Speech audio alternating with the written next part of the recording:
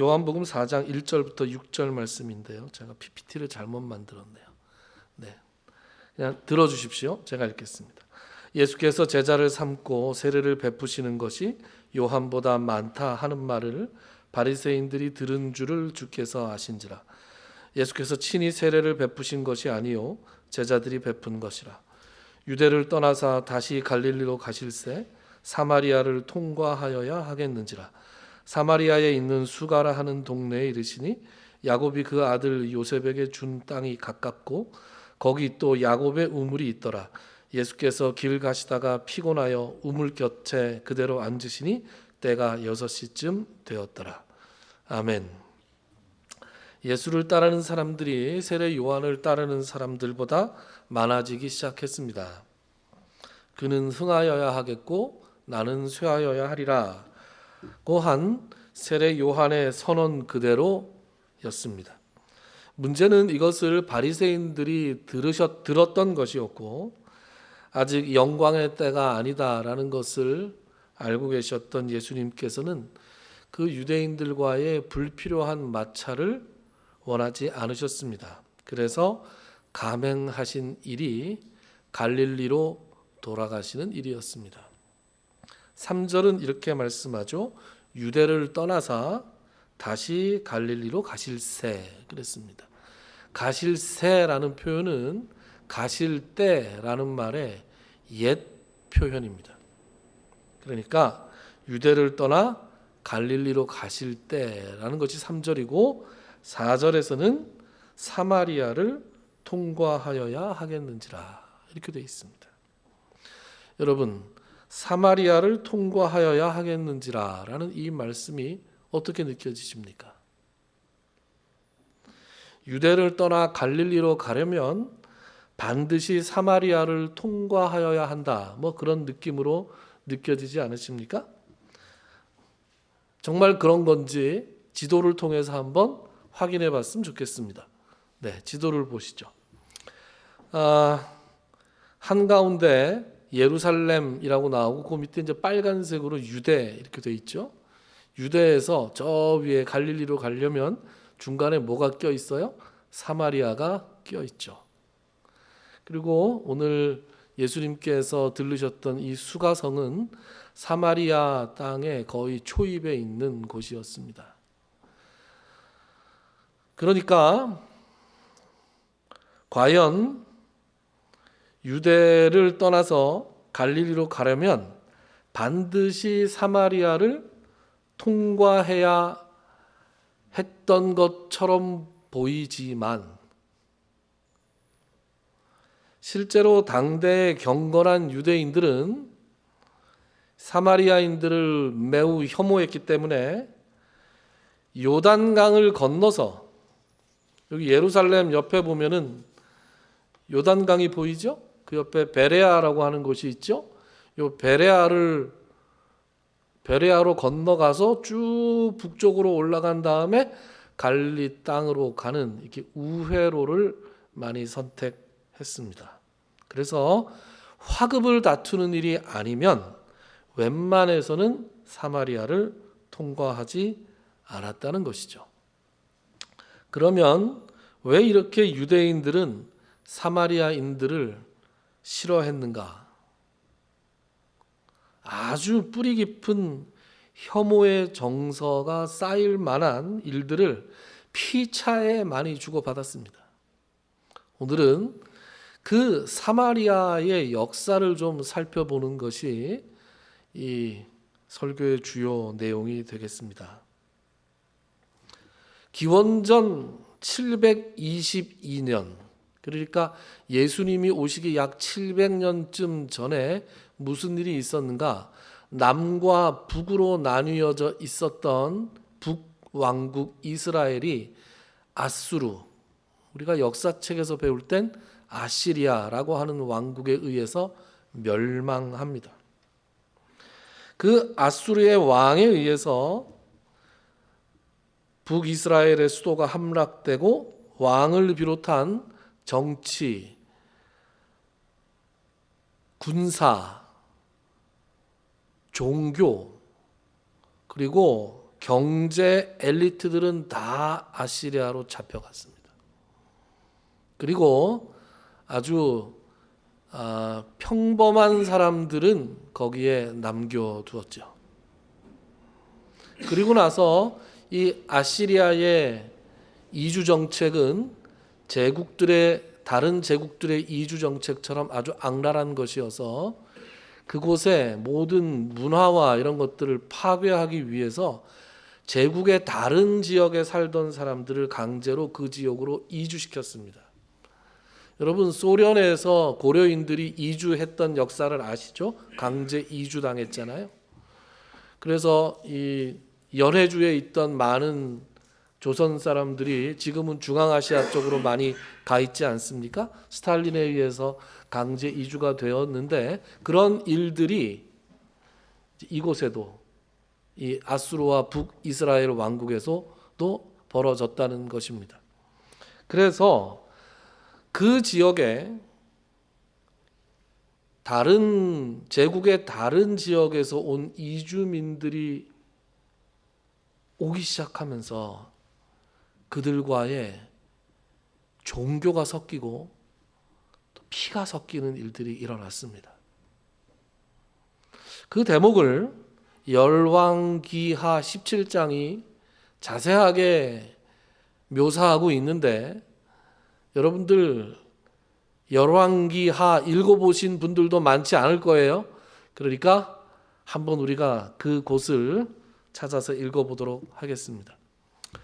기원전 722년에 북이스라엘이 멸망한 후에 어떤 상황이 벌어졌는지 좀 길지만 제가 읽어가면서 설명을 좀 드리도록 하겠습니다. 표준 세번역으로 읽도록 하겠습니다. 마침내 주님께서는 그 종 예언자들을 보내어 경고하신 대로 이스라엘을 그 면전에서 내쫓으셨다. 그래서 이날까지 이스라엘은 자기들의 땅에서 아시리아로 사로잡혀 가 있게 된 것이다. 여기서 이날까지라는 것은 바벨론 포로 생활에서 돌아오고 난 다음에 이날까지라고 보통 봅니다. 그리고 열왕기서를 쓴 사람이 누굴까? 여기 열왕기에 누가 썼다는 말은 안 나오지만 전통적으로 유대인들의 전통에서는 예레미야 선지자가 썼다 이렇게 얘기하고 그 이후에 요즘 신학자들은 의견들이 분분합니다. 어쨌거나 이날까지라는 것은 바벨론의 포로 생활에서 아수르의 포로 생활이 아니에요. 바벨론 포로 생활에서 돌아온 시점쯤이다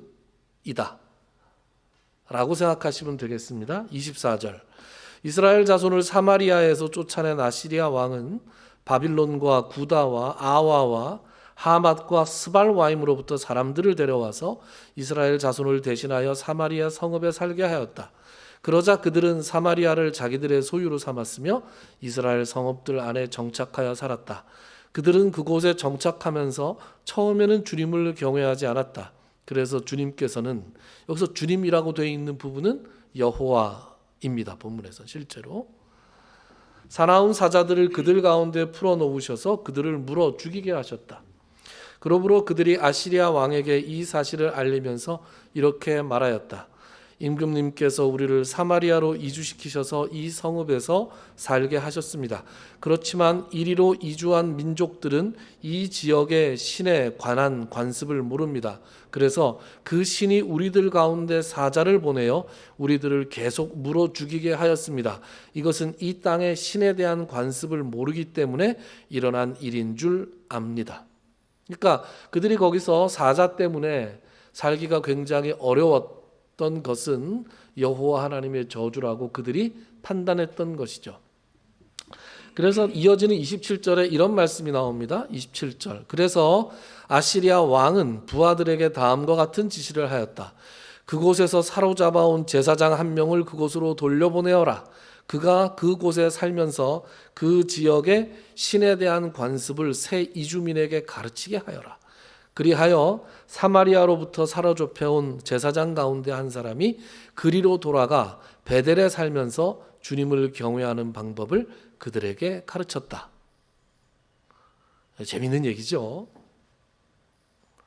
그러나 각 민족은 제각기 자기들의 신들을 만들어 섬겼다. 그래서 각 민족은 그들이 살고 있는 성읍 안에서 만든 신들을 사마리아 사람들이 만든 산당 안에 가져다 놓았다. 바빌론 사람들은 숫꽃 분옷을 만들고 구다 사람들은 네르가를 만들고 하맛 사람들은 아시마를 만들었다. 아와 사람들은 닙하스와 다르닥을 만들었으며 스발와임 사람들은 자기들의 신인 아드람 멜렉과 아람 멜렉에게 그들의 자녀를 불살라 바치기도 하였다. 그러면서도 그들은 주님을 공경하기도 하였다. 그리하여 그들은 그들 가운데서 산당 제사장을 뽑아 세워 산당에서 제사를 드리게 하였다. 이렇게 그들은 주님도 경외하면서 다른 한편으로는 그들이 잡혀오기 전에 살던 그 지역의 관습을 따라 그들 자신들이 섬기던 신도 섬겼다. 여러분, 어떤 상황인지 굳이 설명하지 않아도 아시겠죠? 여호와 하나님과 자기들의 신들을 겸하여 섬기면서 여호와 하나님을 섬기는 방식도 자기들 마음대로 섬겼다는 것이죠.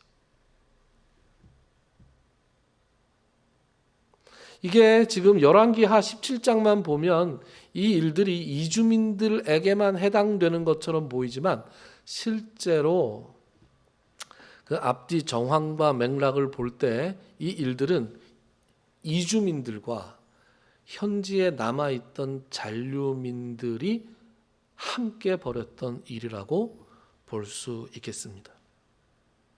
종교가 섞이고 피가 섞이는 것을 지켜보던 남유다, 아직 멸망하지 않고 남아있었던 남유다 사람들이 이들을 어떻게 생각했겠습니까? 매우 혐오했을 것입니다. 그러다가 오랜 세월이 흐르고 남유다마저도 북이스라엘 왕국의 전철을 밟아서 멸망하게 됩니다.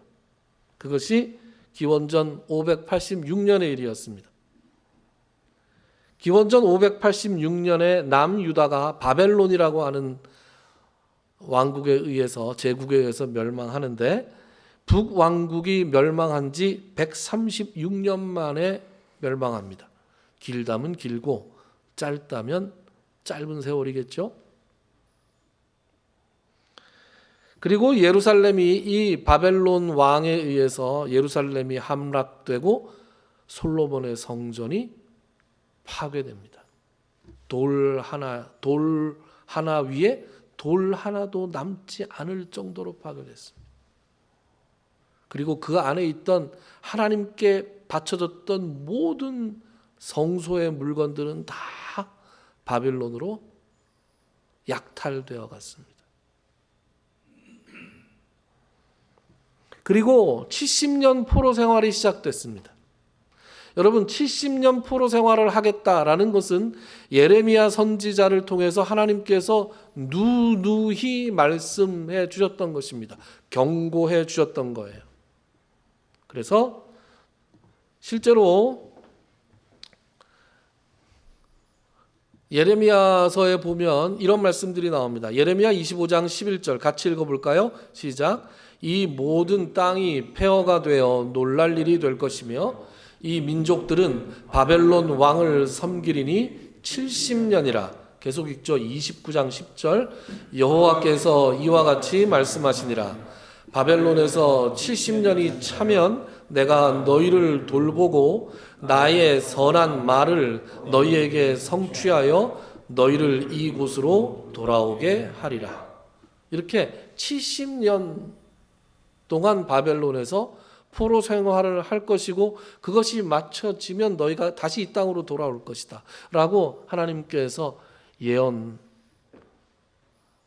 예레미야와 여러 선지자들을 통해서 예언하게 하셨습니다.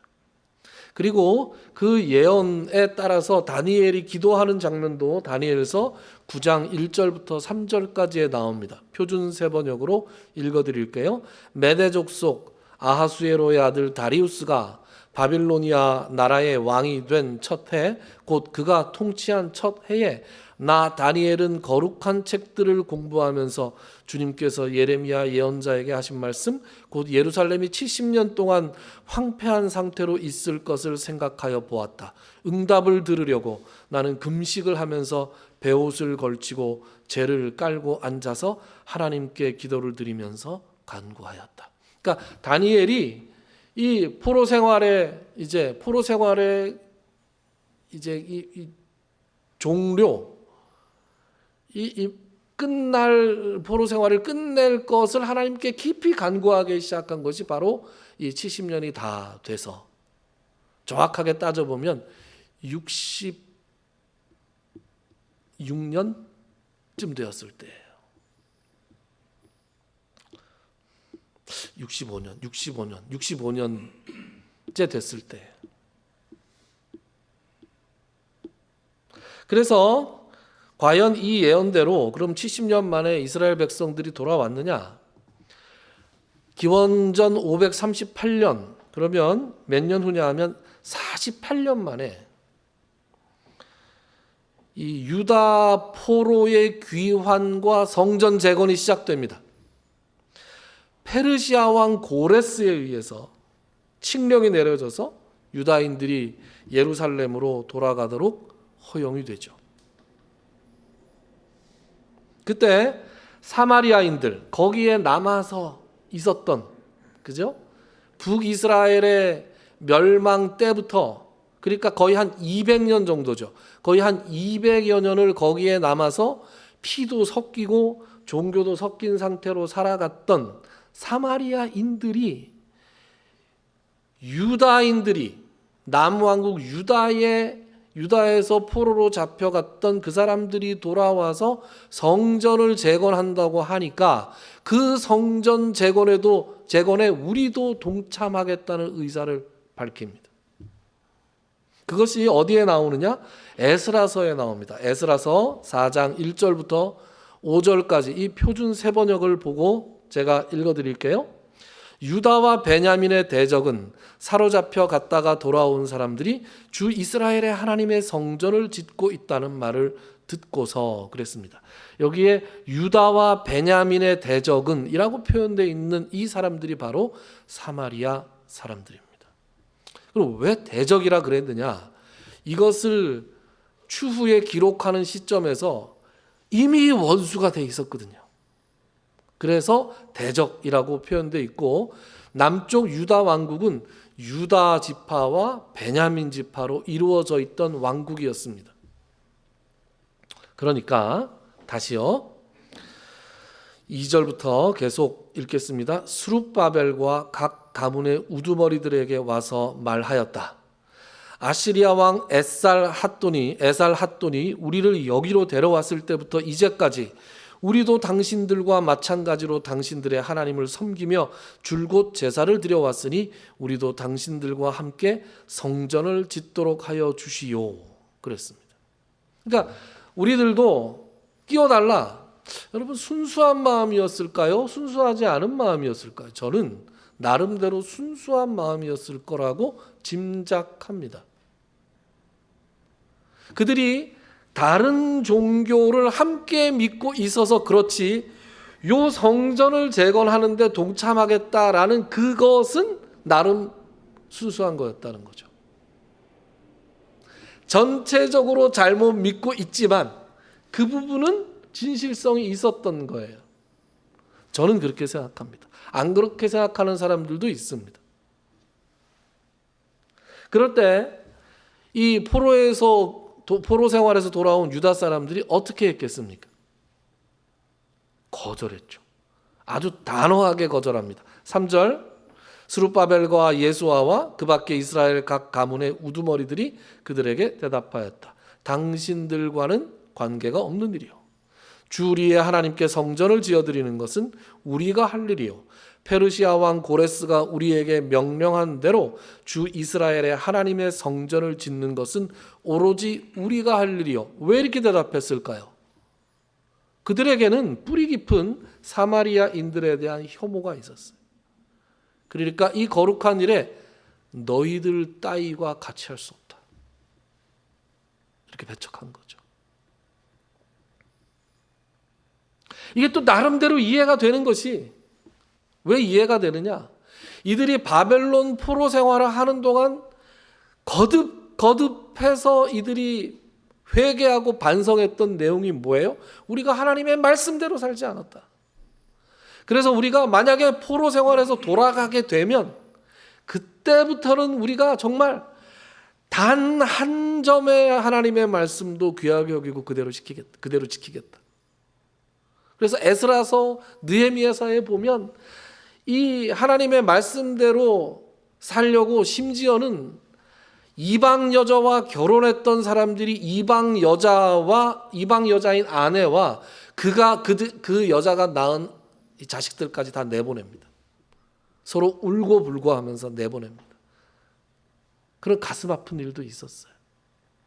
그래서 이들이 하나님의 말씀대로 살아보겠다는 다짐이 워낙 강했어요. 그러니까 뭔가 섞여 있고 피도 섞여 있고 종교도 섞여 있는 사람들이 성전을 다시 건축하는 걸 이 사람들은 용납을 하지 못했던 거예요. 그러니까 제가 지금 이 말씀을 읽으면서 너무나 안타까운 거예요.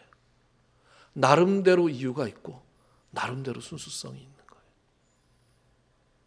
누구 하나가 딱 잘못했고 누구 하나가 딱 잘했다, 이렇게 보기가 너무 어려운 각자만의 이유와 명분과 사정들이 있었던 거라고 저는 생각합니다. 계속 읽어볼게요. 4절과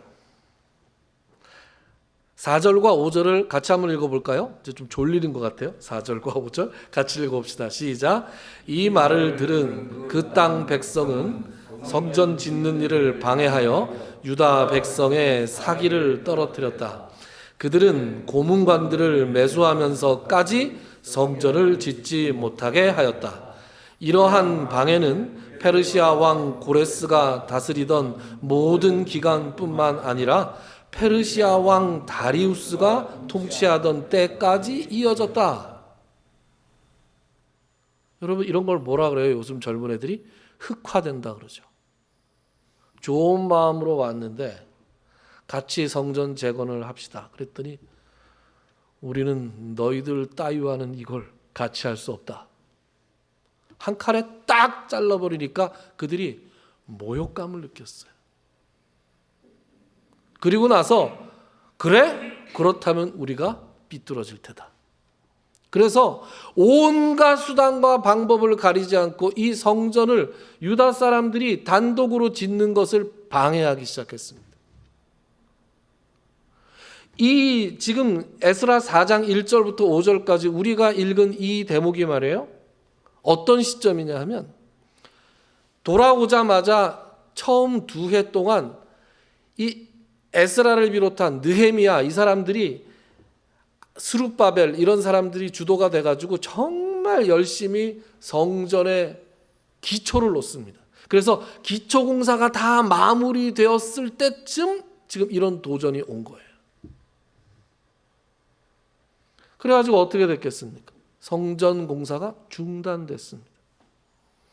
사마리아 사람들이 이 거기에 있는 총독들이나 이 제국 본부에다가 계속 민원이라는 걸 넣는 거예요. 이 사람들이 얼마나 독한 민족인지 모르십니까? 이 사람들이 그 전부터 얼마나 제국에 위협이 되고 반역을 했던 사람들인지 모르십니까? 이 사람들 지금도 성전이 딱 지어지자마자 이제 반역을 할 사람들입니다. 열왕기하에 보면, 에스라서에 보면 계속해서 그런 내용들이 나와요. 그러니까 이게 정부 입장에서 보면 찝찝한 거예요. 그래서 그 민원을 들어줍니다. 그래서 그러면 뭐 중단하도록 하지. 굳이 우리가 해줄 필요는 없잖아. 그렇게 해서 이 성전 기초를 쌓아놓고 기초 공사를 다 해놓고 성전 이 재건 공사가 중단된 것이 무려 16년이 흘렀습니다. 여러분, 지나가다가 기초 공사만 해놓은 이 건물들 보신 적 있습니까? 이 골조만 올라가고 뭐 유치권 행사 이래가지고 막 플랜카드 걸려있고 이런 거 보신 적 있으세요? 그런 흉물이 없습니다, 여러분. 지나가는 사람들한테는 흉물이고요. 건축주한테는 매일매일 볼 때마다 가슴이 미어지는 거예요. 그 가슴이 미어지는 일을 포로 생활에서 돌아온 유다 백성들이 16년을 한 거예요. 억장이 무너지는 거예요. 그 억장이 무너지는 그 과정에서 16년이 흘렀는데 이때 이미 이제 사마리아 사람들과 유대인들은 이제 돌아올 수 없는 다리를 건넌 거예요. 이제 화해가 안 됩니다. 그러나 하나님의 시계는 멈추지 않았어요. 여러분, 처음 성전 공사를, 재건 공사를 시작한 게 48년째예요. 그럼 이제 몇 년 남았어요? 22년 남았잖아요. 70년이 되려면. 그래서 아까 다니엘이 다리우스 왕이 취임한 원년에 기도를 시작하잖아요. 그래서 그 다음에 다리우스가 놀랍게도 기적적으로 성전 재건 공사를 다시 하도록 허락합니다. 기적적으로 그 명령이 떨어진 다음에 4년 후에, 그러니까 기원전 516년에 성전 재건이 완공됩니다.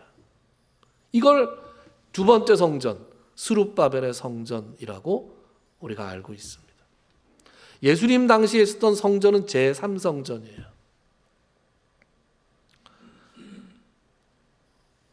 성전이 파괴되고 남쪽 유다 왕국이 멸망한 것이 기원전 586년이었어요.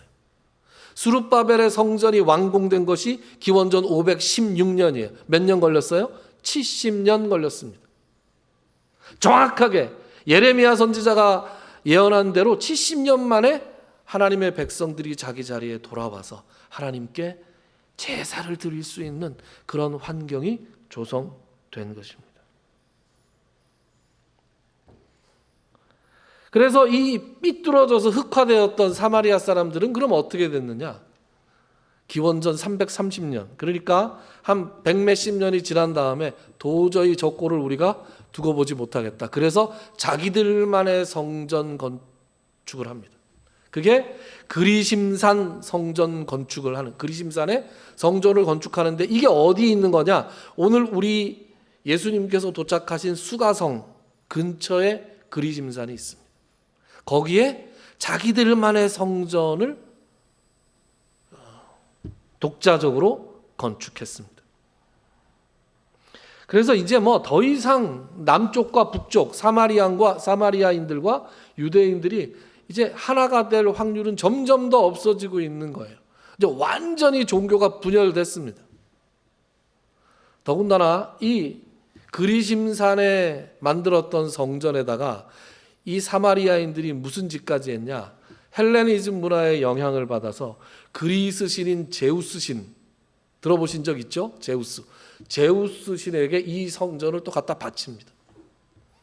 뭐 여러분, 이거를 유대인들이 용납할 수 있겠습니까? 여호와 하나님의 이름으로 별도로 성전을 만드는 것도 말도 안 되는데 그걸 또 이방 신에다 갖다 바쳐요? 있을 수가 없는 일입니다. 이를 바득바득 갈았을 거예요. 이를 바득바득 갈다가 기원전 128년에 유대의 대제사장이자 왕이던 요한 힐카누스라는 사람, 그러니까 예수님 오시기 전까지 유대인들의 왕조가 있었거든요. 그 하스몬 왕조라는 그 왕조를 일으킨 그 왕이 사마리아를 정복해서 전쟁에서 이겨서 정복을 한 다음에 제일 먼저 한 일이 뭐였을 것 같아요? 이 성전을 부수는 거였어요. 이 성전을 파괴했습니다. 유대인들로서는 도저히 용납할 수 없었던 그 성전을 파괴했고, 그런데 말이죠, 사마리아인들은 어땠겠어요? 우리가 만든 성전을 너희들이 파괴해? 이건 우리가 참을 수 없다. 지금은 힘으로 눌려있지만 언젠가는 보복을 하겠다. 여러분, 그렇게 칼을 갈지 않았겠습니까? 그래서 기원전 1세기경에 그러니까 예수님이 오시기 직전 한 100여 년 그 사이에 정말로 크고 작은 테러들이 많이 있었습니다. 그 중에서 대표적인 테러가 뭐냐? 요세푸스 유대 역사 책을 보면 어떤 기록이 나오냐 하면 사마리아인들이 예루살렘 6월절 즈음에 예루살렘 성전에 잠입을 해가지고 사람의 뼈를 뿌려버립니다. 여러분, 성전 법 중에서 제일 문제가 되는 법이 시체하고 접촉하는 건데 성전에다가 사람의 뼈가루를 뿌려버렸어요. 이런 테러는 정말 종교적으로 가장 높은 수위의 모욕적인 테러를 합니다. 이걸 또 여러분, 유대인들이 어떻게 받아들였겠습니까? 그리고 그들이 했던 테러 중에 하나가 갈릴리에서 유대로 내려오는 길에 사마리아 땅을 통과하는 그 순례객들에게 테러를 감행했습니다. 약탈을 하고 죽이고. 그래서 몇 명을 죽이면 유대인들이 또 죄다 쫓아 올라가 가지고 그 지역 사람들은 막 또 죄다 학살을 하고 막 이런 일들이 서로 굉장히 많았습니다. 그러니까 유대인과 사마리아인은 이제 북이스라엘의 멸망 그때부터 시작해서 한 700년 동안 서로 누가 먼저 뭘 잘못했는지 기억할 수 없을 정도로 서로에게 치명적인 일들을 하게 되었습니다. 그런 상태에서 예수님이 4절 사마리아를 통과하여야 하겠는지라, 이 말씀이 주어진 거예요.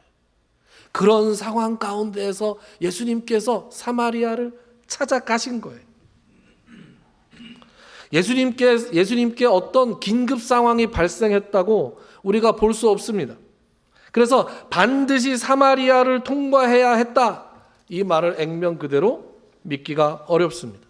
요한은 여기서 어떤 필요성을 강조하고 있는 것인가? 어떤 지리적인 필연성을 말하고 있는 것이 아니라 어떤 사명적인 필연성을 이야기하고 있습니다.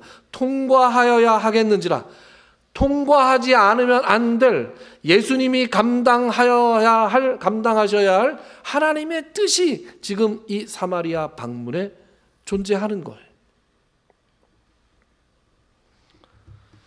지난 여러 차례 설교에서 예수님을 통해서 하나님은 당신의 백성들을 부르실 때 3장에 니고데모를 대표로 부르시고 4장에서는 사마리아 여인을 대표로 부르셨다, 이런 말씀을 드렸던 걸 기억하십니까? 니고데모는 인간적으로 볼 때 가장 훌륭한 사람, 인간적으로 가장 훌륭한 사람에게도 그리스도의 복음이 필요하고,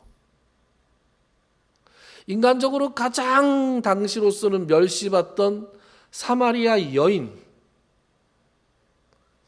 여인에게도 하나님의 사랑은 골고루 미쳐서 그들도 그리스도 안에서 하나님께서 당신의 백성으로, 당신의 자녀로 부르신다라는 것을 살펴보기 위해, 그것을 말하기 위해 4장에서 사마리아 여인이 등장한다라고 말씀드렸습니다.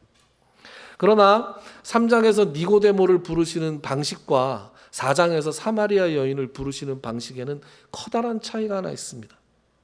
들을 귀를 가지고 있었고 들을 기회가 있었던 니고데모는 예수께서 하시는 말씀과 일으키시는 표적을 보고 그가 자기 발로 직접 예수님을 찾아왔습니다. 선생님, 랍비여, 우리가 당신은 하나님이 보내신 사람인 줄 우리가 알고 있습니다. 니고데모는 스스로 영적인 자극을 받을 줄 아는 사람이었습니다. 그러나 사마리아 여인은 전혀 그런 기회를 가지지 못했던 사람이었습니다.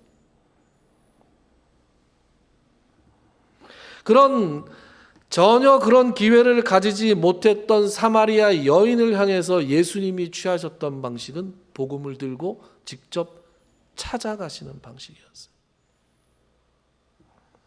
세상 사람들의 눈에는, 적어도 유대인들의 눈에는 그들은 잘못된 믿음을 가지고 고집스럽게 멸망의 길로 가는 사람들이었습니다.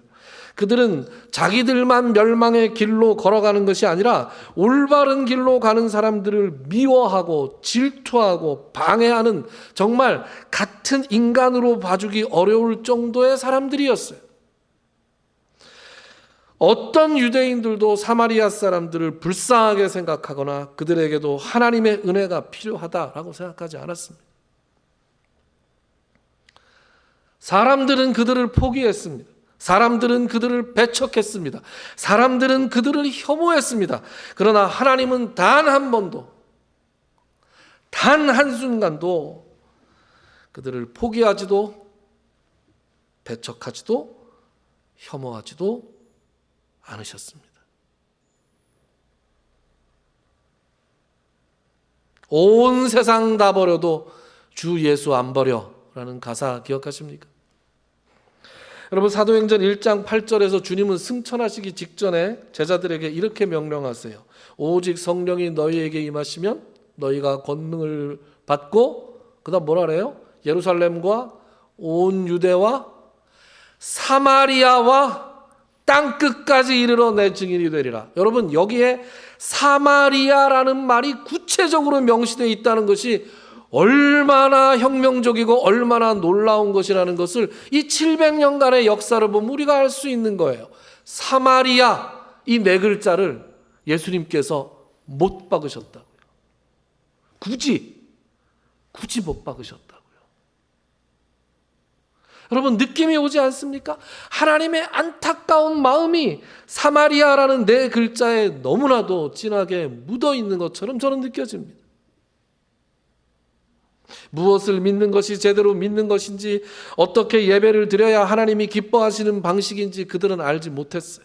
알 기회도 없었어요. 그저 무시당하고 천대당하고 혐오의 대상으로 전락한 사람들에게 남은 게 뭐예요? 악밖에 없는 거예요. 세상을 향한 원망과 절망과 그리고 반감밖에는 없었습니다.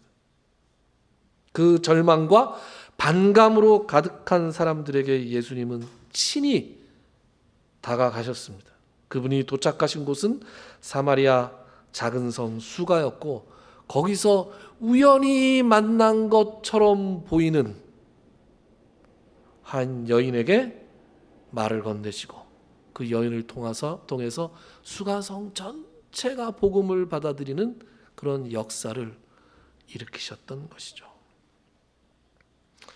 여러분, 우리가 생각해 보면 여기 있는 우리들 모두가 다 그렇게 주님이 찾아오셔서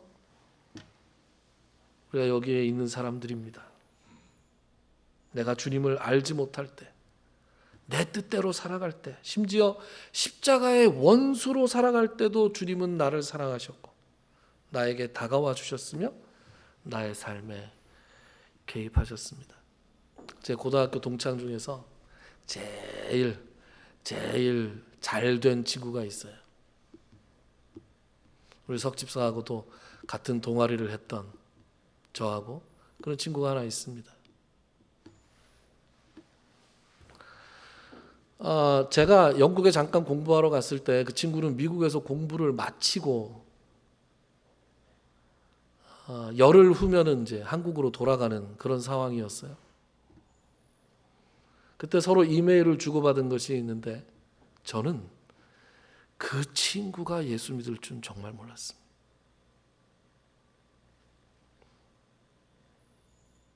이 친구가 공부도 잘했고 놀기도 잘 놀았고, 네. 술도 많이 잘 마셨고 뭐 그런 친구였습니다. 그래서 교통사고가 한번 크게 났는데 안 죽은 게 신기할 정도로 교통사고도 크게 났고, 또 술을 많이 먹고 이 설교 안 볼 테니까 실명 아니니까 남의 프라이버시를,